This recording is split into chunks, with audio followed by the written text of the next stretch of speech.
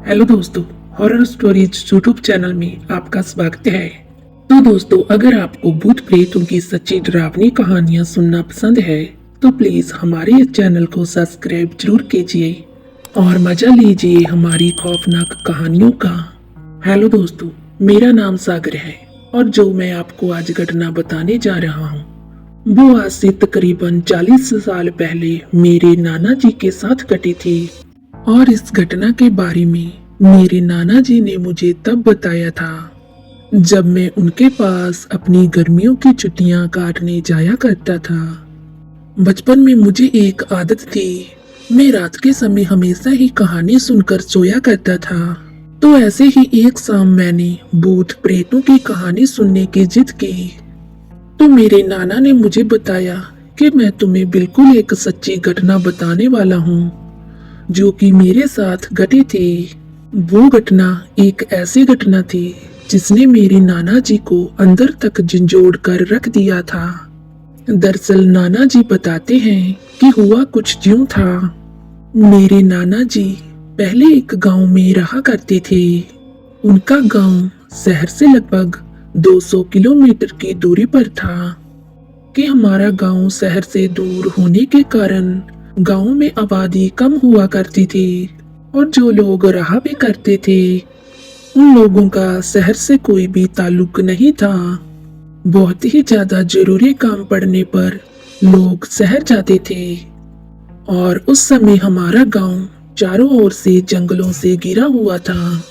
ऊपर से काफी पहले की बात होने के कारण उस समय हमारे गांव में बिजली की भी कोई सुविधा नहीं थी, जिस कारण शाम ढलने के बाद चारों ओर घना काला अंधेरा सा जाता था। लोग अंधेरे से बचने के लिए लालटेन का सहारा लिया करते थे।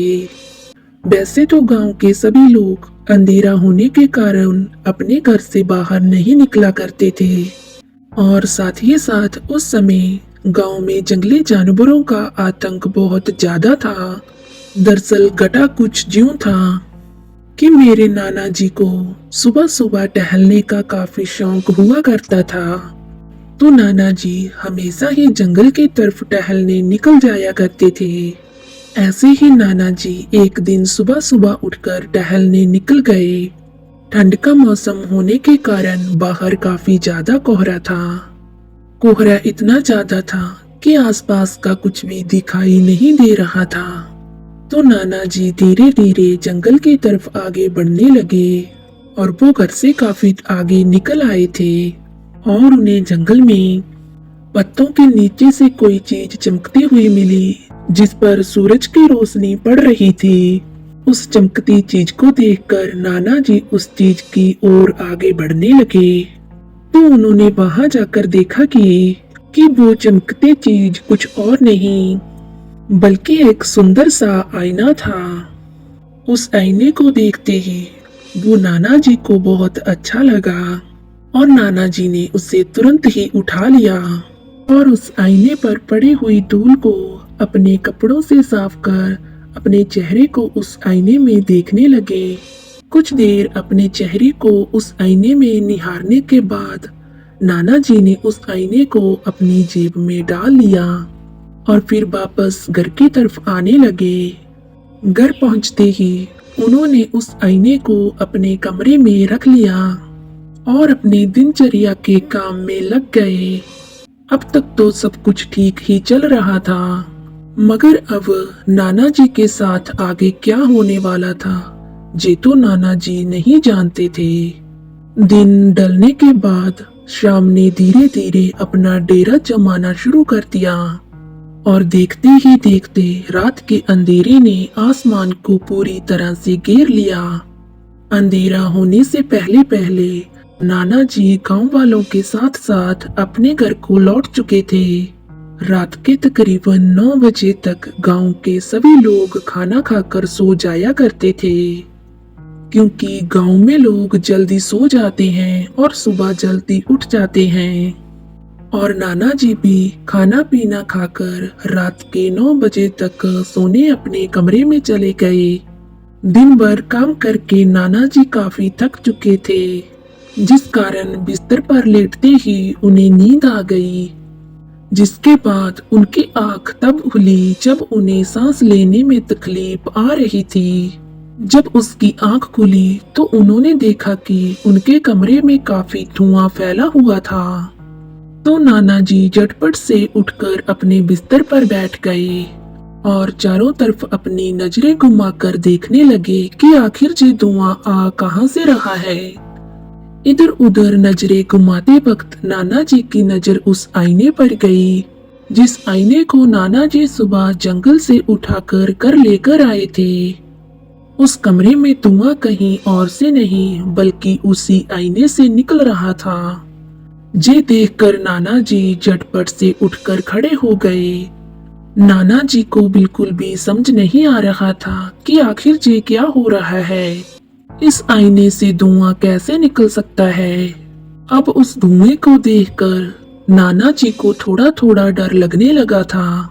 फिर भी नाना जी थोड़ी सी हिम्मत कर उस आईने की तरफ आगे बढ़ने लगे और जब नाना जी उस आईने के पास पहुंचकर उस आईने को देखने लगे, उस आईने की हकीकत जानकर उनका सिर घूमने लगा और उनके हाथ पैर डर के मारे कांपने लगे, क्योंकि उस आईने में देखने से नाना जी को अपनी खुद की शक्ल नहीं बल्कि एक बहुत ही भयानक चुड़ैल की शक्ल नजर आ रही थी।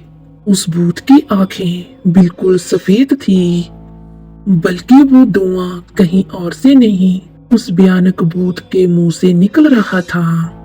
जी देखते ही नाना जी थर थर कांपने लगे और वो अब जान चुके थे कि वो एक बहुत बड़ी मुसीबत में पड़ चुके हैं।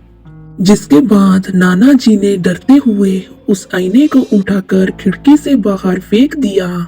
खिड़की से बाहर फेंकते ही वो आईना जमीन में ना गिरकर बल्कि हवा में उड़ने लगा और अब साथ ही साथ उस आईने में से एक बहुत ही भयानक हंसी की आवाज आने लगी थी, जो कि उसी खूंखार चुड़ैल की थी। उस भयानक हंसी को सुनकर नाना जी डर के मारे जोर जोर से चीखने लगे और भागकर घर के सभी लोगों को जगाने लगे। उनकी चीख को सुनकर घर के सभी लोग उठ गए। जिसके बाद नाना जी ने घर के सभी लोगों को वो आईना दिखाया, मगर वो आईना अब वहां नहीं था, वो वहां से गायब हो चुका था। घर वालों को पूरी बात बताने के बाद कुछ दिनों तक तो सब कुछ ठीक से गुजरा। नाना जी भी धीरे धीरे अब नॉर्मल होने लगे थे और उस बेहद डरावनी हादसे को धीरे धीरे भुलाने लगे थे। मगर उन्हें क्या पता था कि ये तो अभी शुरुआत है, आगे उनके साथ और क्या क्या होने वाला है। कुछ दिनों के बाद नाना जी को अपने काम पर थोड़ी देरी हो गई और उन्हें वहां से निकलते निकलते अंधेरा हो चुका था। जिसके बाद नाना जी ने अपना साइकिल उठाया और घर की तरफ आने लगे और अब अंधेरा भी बहुत हो चुका था। रात के तकरीबन 9 बज रहे थे। नाना जी को बहुत देरी हो चुकी थी और इतने काले अंधेरे को देखकर नाना जी ने अपनी टॉर्च निकाली और वो टॉर्च की रोशनी के सहारे आगे बढ़ने लगे। रास्ता पूरी तरह से सुनसान और दोनों तरफ से जंगलों से घिरा हुआ था और रात कीड़ों की आ रही आवाजें उस रास्ते को और भी सुनसान बना रही थी। अभी नाना जी साइकिल चलाते हुए आगे बढ़ ही रहे थे कि तभी अचानक नाना जी का साइकिल खुद ब खुद चलते चलते अचानक से रुक गया। मगर ऐसा कैसे हो सकता है? अचानक कोई भी साइकिल चलते चलते बिना ब्रेक दबाए कैसे बंद पड़ सकती है? अपने साइकिल को रुका हुआ देखकर नाना जी काफी चिंता में पड़ गए कि आखिर ये मेरे साथ क्या हो रहा है। कि तभी अचानक जंगल में से उड़ता हुआ वो आईना बाहर आया। उस आईने को फिर से अपने सामने देखकर नाना जी खौफ के मारे कांपने लगे कि तभी उस आईने से वो चुड़ैल निकलकर नाना जी के सामने खड़ी हो गई और एक भयानक हंसी हंसते हुए बोली, उस दिन तो तू बच गया, मगर आज मैं तुम्हें नहीं छोड़ूंगी। इतना बोलकर उस भूत ने नाना जी का गला पकड़ लिया। उस भूत ने नाना जी का गला इतना जोर से पकड़ा था कि नाना जी दर्द के मारे वही बेहोश होने लगे कि तभी वहां अचानक से पता नहीं कहां से 2-4 लोग आ गए जिन्होंने नाना जी को बचा लिया। और अब नाना जी उस भूतिया आईने से परेशान हो चुके थे। अपनी परेशानी का हल ढूंढते ढूंढते दादाजी एक पंडित के पास पहुंचे जो कि बजरंगबली के मंदिर में पुजारी थे। नाना जी ने उनको अपनी सारी समस्या बताई और उस पुजारी ने नाना जी की सारी बात को सुनकर और समझकर नाना जी को बजरंगबली के चरणों से संदूर दिया और कहा कि अब जब वो आईना तुम्हारे सामने आएगा तो तुम धीरे से उस पर जे संदूर डाल देना और हनुमान चालीसा का जाप शुरू कर देना। तो नाना जी ने बिल्कुल ऐसे ही किया और नाना जी ने बताया कि जब उन्होंने वो संदूर डालकर हनुमान चालीसा का जाप करना शुरू कर दिया तो वो आईना संदूर पड़ते ही एकदम से टूटकर हवा में धुआं बनकर उड़ गया। तो दोस्तों ये थी आज की कहानी। अगर आपको आज की कहानी अच्छी लगी तो प्लीज हमारे चैनल को सब्सक्राइब और वीडियो को लाइक जरूर कीजिए और प्लीज हमें मोटिवेट करने के लिए एक प्यारा सा कमेंट जरूर किया कीजिए। तो चलिए दोस्तों, हम कल मिलेंगे आपको एक और नई खौफनाक कहानी के साथ।